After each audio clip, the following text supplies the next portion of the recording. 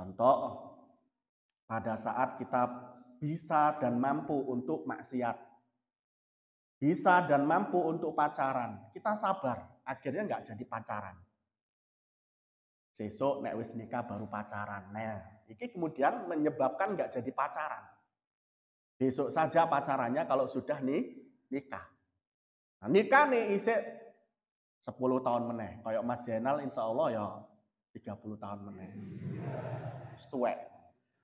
Nggak kawin-kawin. Enggak, mudah-mudahan cepat ya Mas Zainal ya.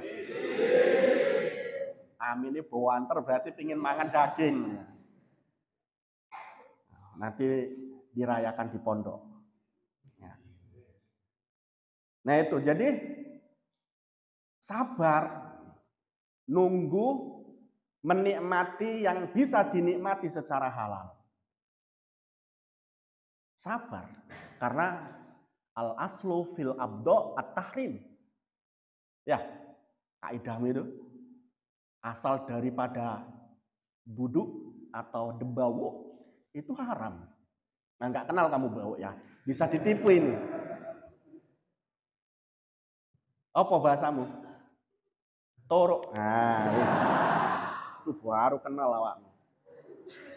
Iku asale haram. Kamu tunggu. Ojo pacaran sih. Itu namanya sabar fil maksiyah. Ojo mbok artek nih, sabar fil maksiyah iku nek maksiat sing wakeh, sing telaten, sing suwe. Sabar fil maksiyah. Enggak, sabar fil maksiyah itu ada maksiat, kita sabar untuk tidak melakukan maksiat walaupun bisa, walaupun mampu. Nah, sabar fi taat. Contohnya bagaimana? Ya kayak ngene iki. Abot, longgo, menang sampai pirang jam. Ngrungokno aku ngomong, rungokno aku ngaji. Abot. Tapi kamu sabar. Nah, ini harus dilakukan. Sholat, nggak enak sholat itu. Tapi kamu datang untuk ke masjid sholat. Tapi kamu datang subuh sholat. Sabar. Ketika dalam sholat pun begitu. Panjang waktunya yang dibaca surat Al-Baqarah. Sabar. Ojo buru-buru. Kuluwaile. Ojo. Sabar. Nggak usah protes. Sing jenenge imam, sejenenge makmum itu kalau sudah diimami nggak usah banyak protes. Nah, kamu ikhlas terhadap imam, ya sudah ikuti imam semampu kamu. Nggak banyak protes kul huwallahu, nggak usah. Nah, wes itu sabar di sana. Nah, perintah Luqman Al-Hakim kepada anaknya salah satunya adalah sabar. Wasbir ala ma asobak. Sabar kamu terhadap apa yang kamu deritakan. Deritakan itu apa? Ketika kita dalam keadaan taat, kita menderita. Gak enak toh? Ketika kita dalam keadaan maksiat, untuk tidak maksiat itu gak enak. Saya dulu mondok itu juga gak enak. Mondok itu taat atau enggak? Gak enak. Mondok itu gak enak. Tapi tahan sampai 12 tahun. Nah kemudian ketika mondok pingin seperti kawan-kawan, boncengi cewek-cewek. Sama enggak? Hah? Enggak normal kamu berarti. Saya pingin itu. Tapi saya diberi sama Allah mentalitas. Ketika MTS, ketika SD sampai kemudian semester 5 kalau enggak salah.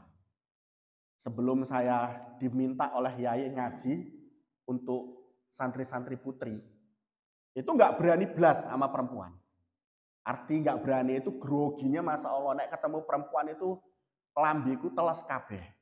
Kayak kena gerujuk hujan. Makanya wis nggak patek-patekan sama perempuan. Sama laki-laki berarti kaum Lut enggak. Enggak, maksudnya enggak begitu.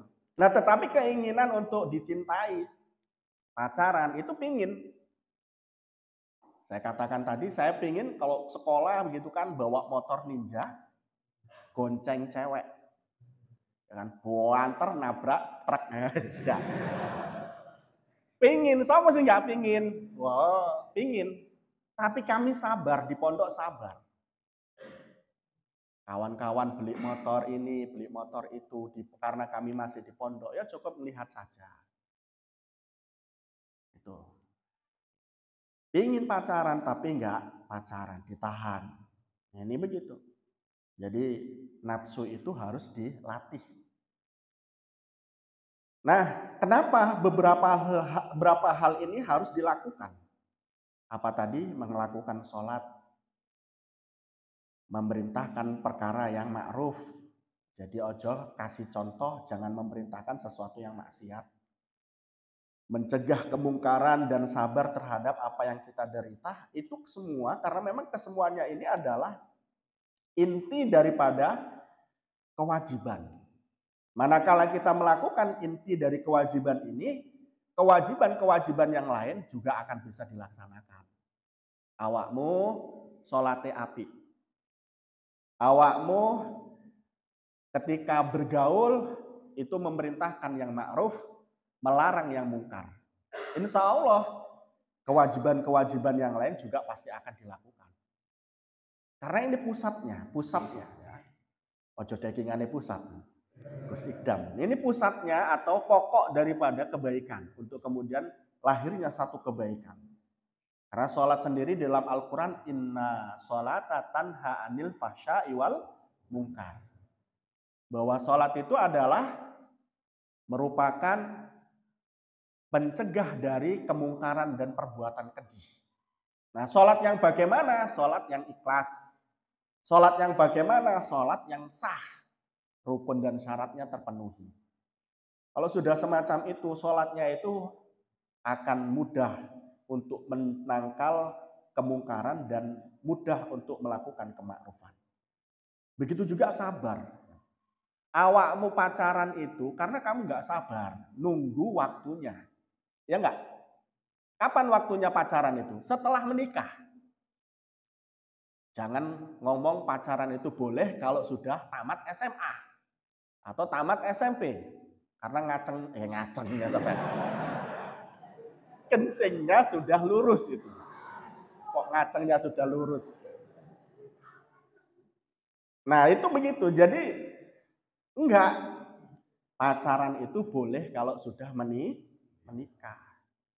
Oh, kalau kamu sudah bisa semacam itu, enak. Ya, halal itu. Arep mbok piye-piyekno karepmu. Ya, tapi ya ada batasnya juga kan gitu. Karena di dunia ini memang dibatasi.